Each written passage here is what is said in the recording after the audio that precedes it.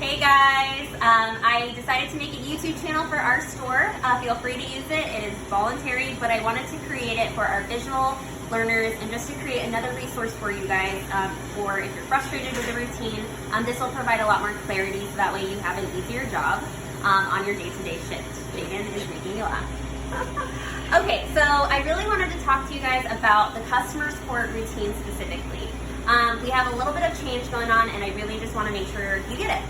So first of all, we have customer support from open to close. It should be ran consistently. Whether it's flexed or not, it should be ran from start to finish. The customer support timer should always be on a body. So to start off the customer support routine, we brew coffee. Nothing is different about it. We brew coffee.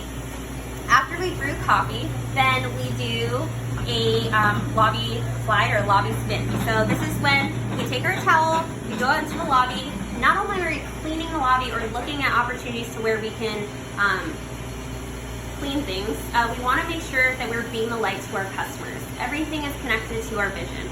So we're asking customers, is there anything we can get for you? We're asking them if we can get them waters. We're bringing their drinks out to them if that's what they're waiting on. We're doing anything we can to connect and build relationships. Okay? After we do the lobby, then that's where the confusion kind of sets in. We want to make sure we're grabbing ice and dairy first. Think about it. If we are busy making all these beverages, these bar herders are making all these beverages, they're going to need replenishment of ice and dairy.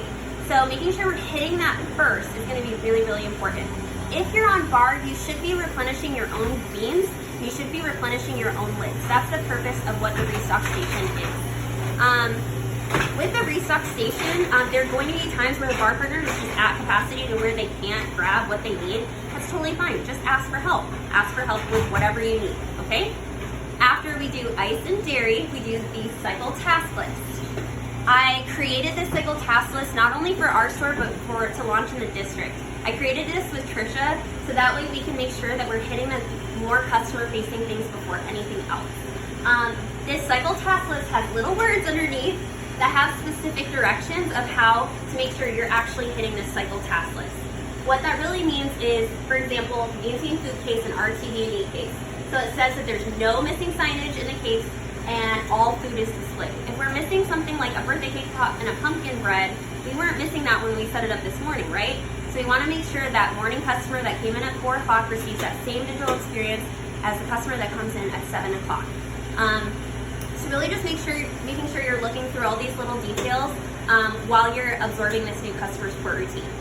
After cycle task list, then you talk to your play caller to see what needs to be done. So operation station, that means clean, safe, and ready cards. In your check-ins, you should have already gotten clean, safe, and ready cards. If you haven't, this is the time for you to be asking. What needs to be done if the shift has to run a break, if the shift needs a trash run done. If the shift needs something done, this is the time for you to listen to what they have to say because they're prioritizing what needs to be done for the customer and for the transition to the next shift. Something that I did not address is the signal bin. So the signal bin is often kind of just what we throw things in just to keep it organized. After you're doing ice and dairy, you're already coming back to move this cycle task list. So go ahead and grab those extra dishes and put them in the sink and then come over here and move the cycle task list to whatever you need to do next, okay?